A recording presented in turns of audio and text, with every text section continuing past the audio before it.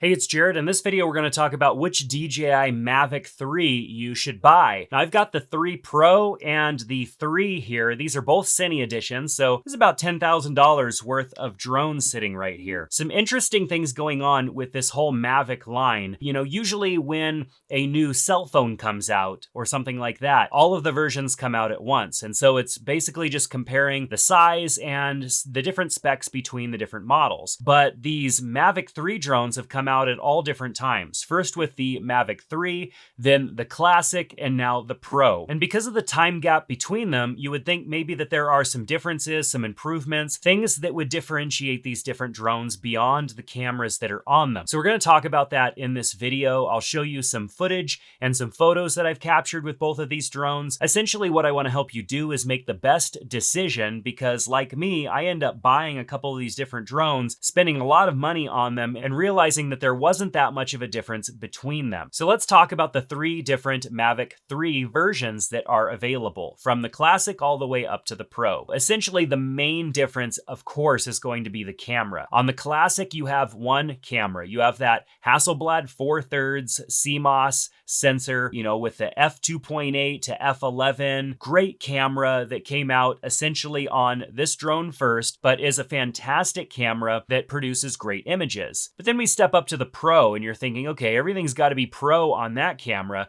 because there's 3 cameras. The camera cluster is massive and it's just, you know, super cool looking. I mean, just look at that. It's amazing, right? Well, it gets even more confusing because with the 3 cameras, none of them are the same. They're completely different cameras. We still have the 4/3, which is great. And I think that the lens setup on that 4/3, that wider camera, is better than the lens setup on the 3 and the 3 Classic. I think it is better. It does seem to produce a really good looking image. And as I'm looking at things on the RC, because I've got the Pro RC here, as I'm watching and looking through the camera, it does seem just a little bit more clear and everything, I don't know, this looks better. And when looking at the footage too, it does look a little bit better. I can't say that it's that much better, but it does look a little bit cleaner on the 3 Pro. And then we go to that first telephoto lens. That's the medium telephoto lens. We no longer have a 4/3. We have a 1 1/3 inch, I believe is what it's called, CMOS sensor, which is much smaller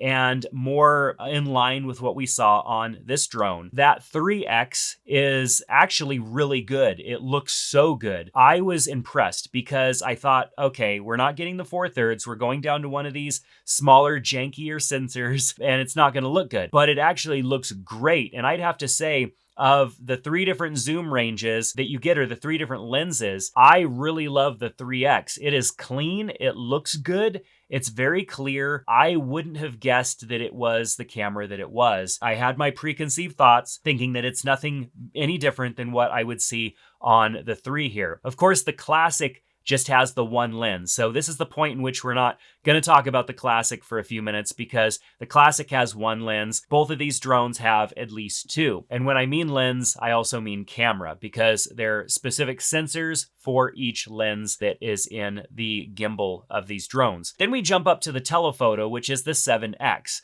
So the 7X is, I think, still better than what we get out of this drone here. Everything from autofocus to its ability to follow and stay stable in the air seemed better on the Pro. So overall, that 3 camera cluster seems to perform better across the board on the 3 Pro. And I don't know necessarily if it is the redesigned gimbal, if it's the bigger lenses that are here compared to what we have on the 3, or what it is, but it does seem to produce better images all the way across the board. That doesn't matter whether you're talking about photos or video. And so if you are buying one of these drones to shoot the best quality video, the Pro is going to get you there, especially if you want some versatility. The Pro also has an expanded ISO for better low light performance with a night mode that boosts up to 12,800. And then with that 3rd telephoto lens, you can actually zoom all the the way into 28x if you want. It has digital zoom that goes well beyond what the other drones would go.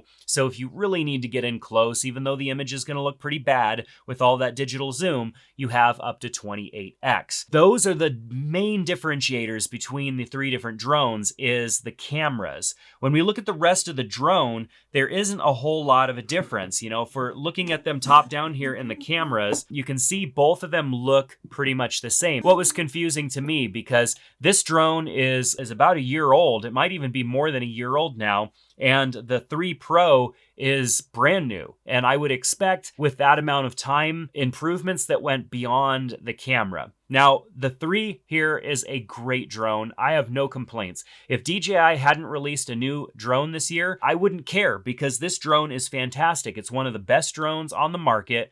It is the best drone on the market in this size and form factor.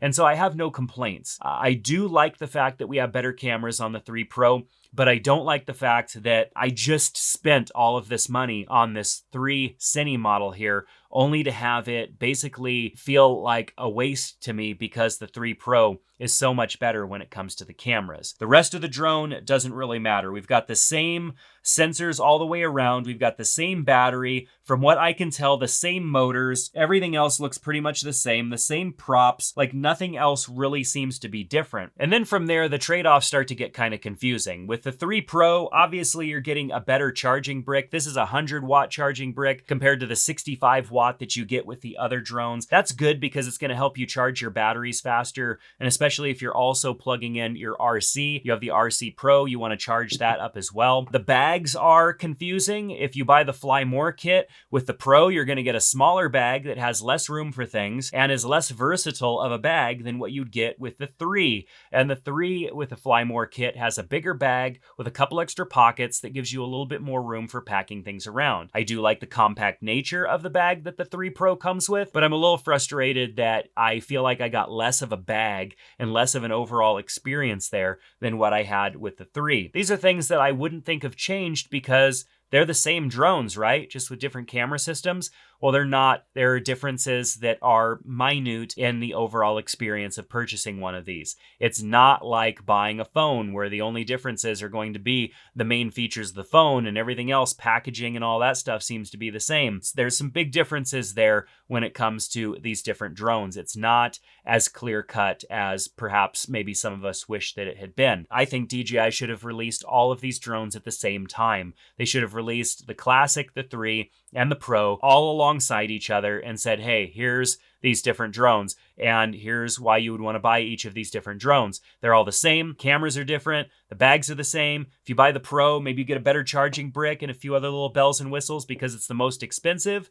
But other than that, it shouldn't make any difference, right? DJI decided to do it a little bit differently, because there are people like me out there that are going to buy the latest and greatest and the best, and then the next year would probably buy the small upgrade latest and greatest as well. Apple used to do this with their phones. They'd have the regular one come out, and then there'd be like the S model or a Plus model or something like that that would come out later. I'm glad that they don't do that with phones anymore. I can make my decision and know that my decision is good for at least another year until the new model comes out. It's a little confusing with DJI and their drones. So bringing this all together to answer the question, which drone should you buy? Well, first of all, look at the links in the description below. Those are to all 3 of these drones on Amazon and B&H. If you use those links to look at these products and perhaps purchase them, it helps support the channel. They are affiliate links, and affiliate links don't charge you anything at all. It just gives me a small percentage of the sale, and it helps support the channel. If you're deciding which drone to buy, it's really going to come down to the versatility that you need in the camera. If you're wanting a great drone that takes great images and video,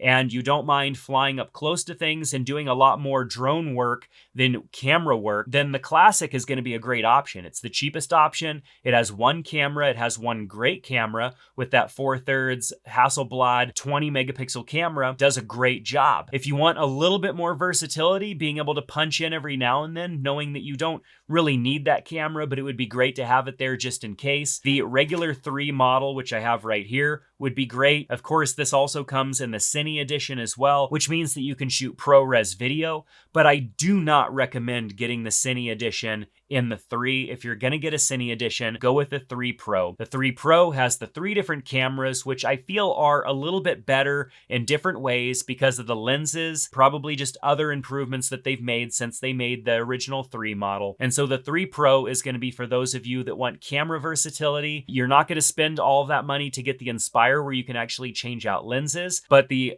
cameras and the lenses that you do have on your compact drone matter to you. That's where the 3 Pro is going to be the drone for you because it has those extended camera features. Though they're not all the same cameras and they're not the best that they could be, it's definitely the best that's available, not just from DJI, but from other camera drone makers as well. The DJI Mavic 3 Pro is the best option that's out there. So while these drones are a little bit confusing, as are their prices, I would definitely go either with the Classic if you only need a great drone and a single camera, or the Pro if you want the all-around great package. The 3 in the middle is a little confusing to me, and I feel like they should probably just discontinue that and go with the Classic or the Pro, and only go with the Cine if you need that ProRes. You get everything else that this drone has without the Cine option. You're just missing the ProRes and the 1 terabyte of internal. You can still utilize the 8 gigs of internal and also the up to 512 gigabyte micro SD card slot. Those are very inexpensive. I would highly recommend a V90 card. I will link to that down below because a V90 card is going to be the fastest read and write speed possible. And so I'll link to the cards that I use in these drones below so that you can check that out. High speed cards up to 512. I was only running a 512 in this drone anyways, so doesn't really matter to me, but 512 and a fast card is going to save you time and heartbreak down the road because any slower than a V90 card at high resolution, you risk the drone stopping its recording process, and that's a bummer if you have a really slick move going in your drone and then it stops recording on you. So V90 cards all the way. That's going to do it for this video. Let me know what you think down in the comment section below. Do you have any questions about these drones? Maybe I can help answer those. I've got more drone content on this channel as well, including a video that teaches you how to make money with your drone. If you're interested in making money with your drone like I do, getting your Part 107 license, going out and charging people to do drone work, it's a great way to make money, and I've got a video for you there. So make sure to check that video out next. And while you're on your way to that video, make sure to subscribe to the channel and give this one a thumbs up. Thanks for being here, and we'll see you back in the next one.